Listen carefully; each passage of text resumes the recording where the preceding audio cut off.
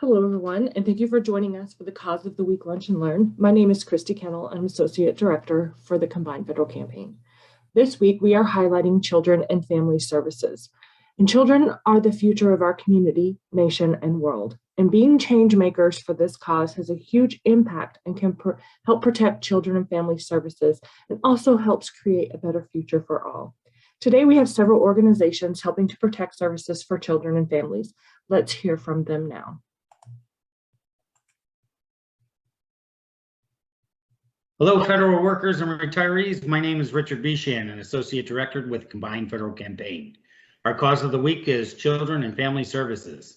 I have the great pleasure of introducing Dwayne Casares, CEO, Directions for Youth and Families in Columbus, Ohio. Thank you, Dwayne, for joining us today. Thank you for having me, Richard. All right. So first of all, what kind of work does your organization do? We are a nonprofit that offers mental health services. That's actually the bulk of our agency. We have about 50 licensed therapists, counselors, case managers that work with kids and their families in the community. In Franklin County, we serve about 6,000 families a year. This is all of our services are free. So that's my job, to make sure that everything stays free. We just don't want a payment for services to be dependent on ability. So most of the people we serve are inner city and live in high risk areas. So we offer our services. The other thing that's very unique about us, we've done this for like 35, 40 years, is all of our counseling is done in the home. We also work with schools and other community centers. We don't want barriers to transportation or childcare to stop somebody from getting therapy. It's like any other mental health therapy. We do a full psychological assessment, develop a treatment plan, and then implement it. We have a lot of very unique programs. A whole section of our agency is trauma. So some of those programs are like Promises are for survivors of sexual abuse. COMPS, which is for children of murdered parents and siblings. I mean, these aren't programs that people necessarily that you want to have in your communities, but they're critical. We have to work with them. We have a program for kids in domestic violence situations. So, and we treat, anxiety, depression, ADHD, all those types of things too. We have some pretty unique programs as well, just to address the needs in our community. We also have two after-school programs. So our after-school and summer programs have the arts. They have art classes, music classes, dance classes, fitness. We have leadership development. We have 2 computer labs for homework help and tutoring. We actually have a program of math and reading that is done year-round that every kid must participate in our centers. Our kids can't afford to get behind, so even during the summer, they're active in these programs. So we really cover the full breadth. That we serve everything from psychiatric and psychological service to education and after-school programming. We actually, and I have to say, in our music program, some of these kids have been with us since like the 6th grade because they're community centers, so they live in that community. And in the last 3 years, our Ohio Avenue Center has sent 7 kids to college on music scholarships out of our music program. And this doesn't happen in the communities we work. So we're very proud of that. We have a big wall dedicated to those 7. It's actually, the kids that go there, and we take kids at those centers as young as 7. They need to be able to see that people from their community are able to achieve these types of things. So those guys, all of them that have done it, been so great. It's been a thorn in my side because the first 4 we have were all young men, but last year we sent 3 young women to college. So wow. I'm thrilled now. I'm thrilled. That's awesome. What an achievement. That's something to be proud of. So yeah, they're the ones that do the work. These kids have worked very, very hard in order to get to that point. Excellent. So how does your work impact the local community here in Ohio? Besides sending, it sounds like 6 to college. That's awesome. Well, first off, we have to meet some of these unmet. When trauma is not addressed, it really manifests itself into many other problems, and we have to address them. One of the things that we have done, we've developed a trauma training that we had taught an entire school system or school in how to work with kids who have been traumatized, as opposed to normal ways of intervention that perhaps people did prior to even understanding what trauma is. Let me just tell you real quick, one of the teachers ended up saying, she was a teacher for over 20 years. She said, when folks came in, I really thought, like, you young people are going to come in and teach me something new. You're not even teachers. She was really against it. She said, but after I went through your entire training, which was over, it's a pretty long training, plus there's coaching that goes with it. She said, a kid that I always got in power struggles with, I came into the classroom, he was underneath his desk, which typically would have led to me telling him to get up. He wouldn't have, then I would have threatened him, and then I would have sent him to the principal's office, and then he would have got a disciplinary action. She said, because of your training, I kept my mouth closed. I got down on one knee and reached my hand under the desk, and he took it and came out from under the desk. And then we went out and talked about what was happening with him. She said, I just didn't think that this would work. In that school alone, disciplinary problems from the previous year went from 370 to 170. Wow. And suspensions went from 170 to something like 68. So we know it works. So we always want to give back to the community. The better they are, the better all of us are. And particularly, you can't learn if you're not in school. So we need to keep kids in school. We need to keep them in their homes. So we need to keep them active and safe in their communities. Yes, sir, definitely. Well, thank you, Dwayne, for telling us, our federal workers and retirees, about directions for youth and families here in Columbus. Is there anything else you would like to say to the federal community? Actually, I just appreciate all of you, all nonprofits. This has been a rough year for all of us. And any nonprofit's going to say, what do you need funding? So any contribution we truly appreciate from all your federal workers and contributions. I can throw in my CFC number out there. It's 17265. Really do appreciate the support of the community, because it is the communities that we serve. And we're all in this together. I told people all the time that COVID was tough on you and I, but the people we serve had fewer resources. So it's really been tough on them. So we have been open the entire time. We never closed. We couldn't. So all of us together can just make things better for everyone. That sounds great. Dwayne, thank you. Have a great day. Thank you. Bye-bye now. All right. We good? Let me stop recording. Information. Hello, my name is Stacy Marziato, and I am the Associate Director for the Combined Federal Campaign. Joining us today is Tim Henderson, and he is the grant consultant for Jack the Bike Man, Inc., located in West Palm Beach, Florida. Welcome, Tim. Thank you. Tim, would you please tell us a little bit about the services that Jack the Bike Man provides to the community? Well, Jack distributes bikes. Over the last 5 years, he's distributed about 10,000 bikes, and he also distributes helmets and some other things associated with bicycles. Wonderful. That's awesome. And would you say that there are any services other than the bicycles that he provides to the community? Well, he has programs that help persons that have recently gotten out of jail. And, when you have recently been in jail, you don't really have much transportation in place. So among other things, he helps coordinate and get boxes around for inmates and convicts.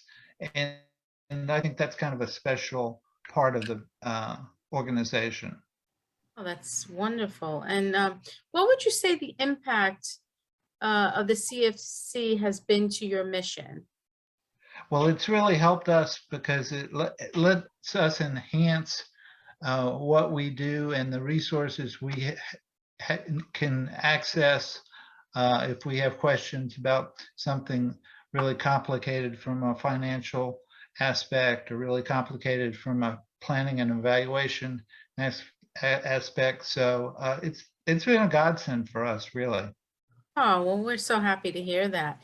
Would you mind telling our federal workers a little bit more about maybe some of your programs that you have there that you haven't spoken about earlier in our conversation? Sure.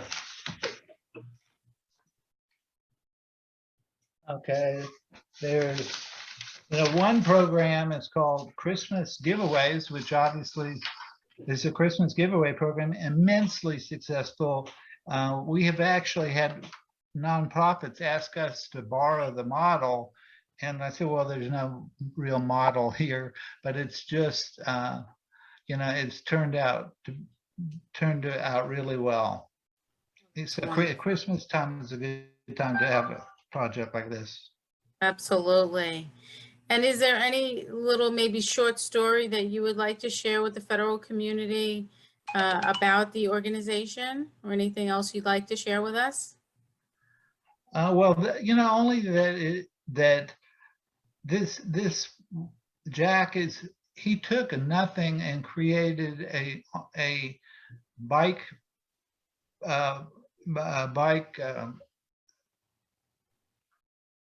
heaven, I guess you would say.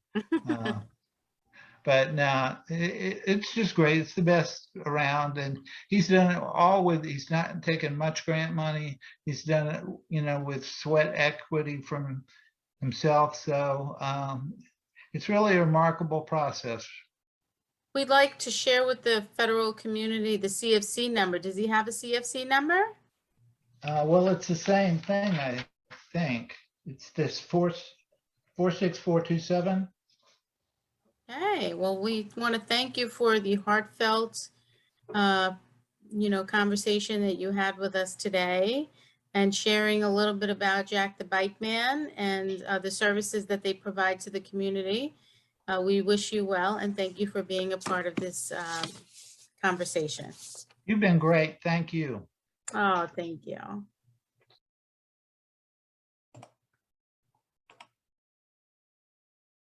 Hello, federal workers and retirees. My name is Julie Dudley, and I'm one of the Associate Directors for the Combined Federal Campaign. Our cause of the week is Children and Family Services. I have the great pleasure of introducing Paige Bullion, Director of Development for Make-A-Wish of Greater Virginia. Thank you, Paige, for joining us today. Oh, thank you for having me. I'm thrilled to be here. And we're thrilled to have you. Can you tell our federal workers and retirees, what are the common misconceptions about Make-A-Wish? That's a great question. Thank you. There are two common misconceptions. The first is that children that we grant wishes for are terminally ill, or they're dying children. That is not the case. In fact, the vast majority of children whose wishes we grant go on to lead long, healthy, and productive lives. We actually have many children who reflect upon their wish being granted as a turning point in their illness. We had a young man whose wish was to fly a fighter jet. He was about 14 or 15 when that was granted, and that was several years ago. That really cemented for him that what he wanted to do was become a fighter pilot and serve in the Air Force. And we heard from him recently that he just graduated from training at the Air Force Academy. And he really points to his wish being granted as a pivotal turning point. And he is in remission right now, which is terrific. The other common misconception is that our wishes are fully funded by the person or place where the wish takes place or is granted. And that's not true. And we're always in need of funding from generous individuals like yourself, from corporate partners and organizations to allow us to be able to grant children's wishes. And what type of wishes do you grant? Well, there's four main types of wishes. I wish to go is normally about 80% of our wishes, and that is somewhere like Disney World. Commonly, just basically, I wish to travel somewhere. I wish to be is another fun wish. We had a 5-year-old boy recently who wished to be a chef so he could cook a meal for his family. That was a fun wish to grant. I wish to have, we're seeing a lot of those wishes as a result of challenges from COVID-19. So things like shopping sprees, campers, handicapped accessible decks, she sheds, pools, things like that. And then I wish to meet. So oftentimes a celebrity. Nice. And who's eligible for a wish? Well, children who are between the ages of 2.5 or 18 at the time of referral are eligible. They can be verbal or nonverbal. And the main thing is they need to be diagnosed with a critical illness. We define that as being progressive, degenerative, or malignant, and it puts the child's life in jeopardy. And also, volunteers. Can anyone volunteer for you? Yes, we are always in need of wish granter volunteers, which is a really fun opportunity where you get to meet with the family, meet the child, and really get to the heart of what their one true wish is. Our team takes care of the logistics, and then you get to be part of the wish reveal or unveiling and get to see that excitement on the child's face. It's a really great opportunity. And if you're interested, you can reach our office at 804-571-1278. Well, thank you, Paige, for telling our federal workers and retirees about Make-A-Wish of Greater Virginia. Well, thank you so much for having me. We really could not grant the wishes that we do without the support of generous individuals like yourself. And our CFC number is 90869. So really appreciate you considering us and making a gift when you make your charitable contributions this year.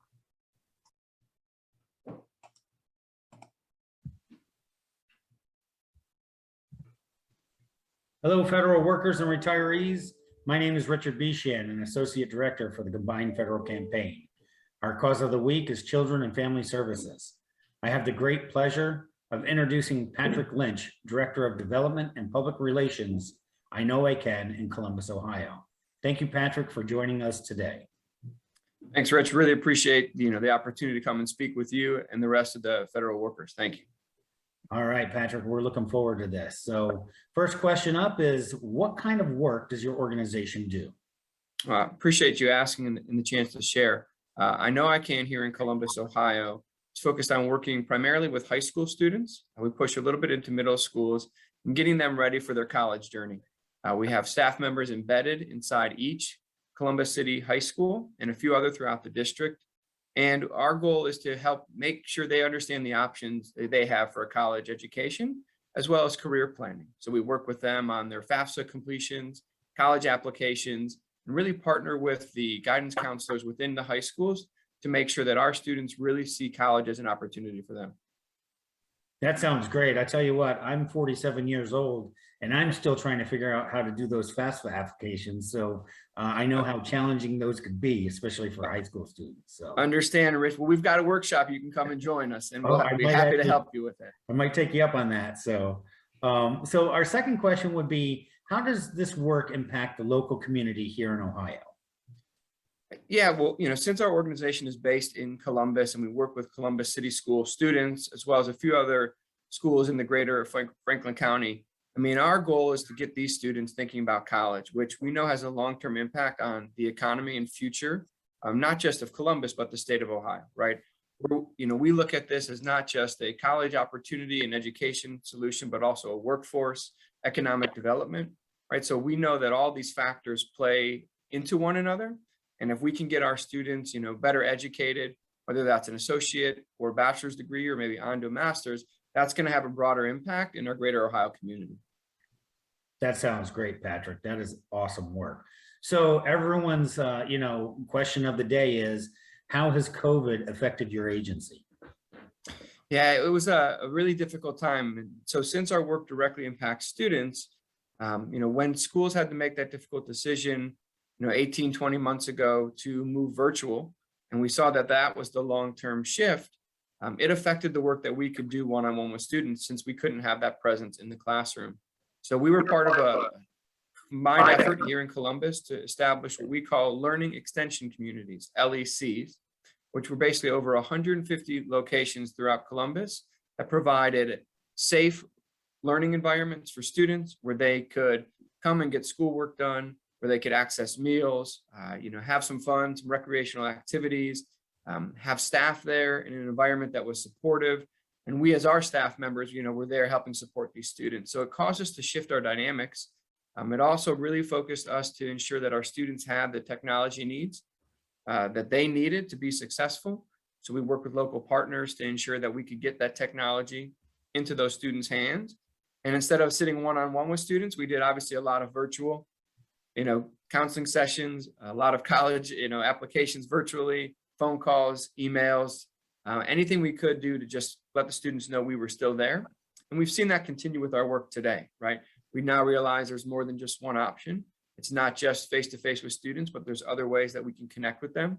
So we've continued to do some of our FAFSA workshops virtually, So again, happy to send you that link so you can join us, Rich. But Yes.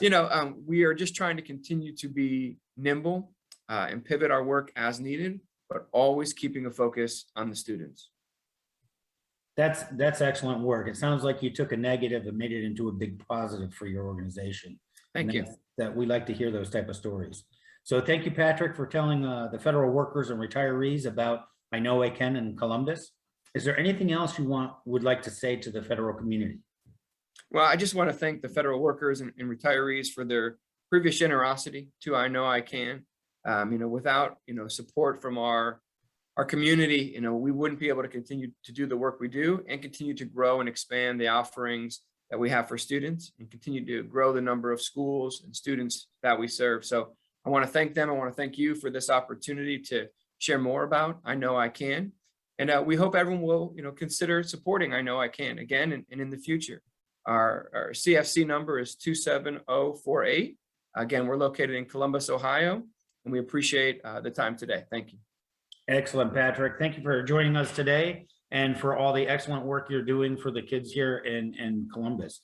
So take care and good luck. Thank you. Bye-bye now. The emotional, physical, and social interactions a child receives within the first 1,000 days of life directly impact who they will become as adults. You can help provide stability to those in need at givecfc.org. Thank you to all the organizations who were able to share with us today. We are grateful for the work that you do within our communities.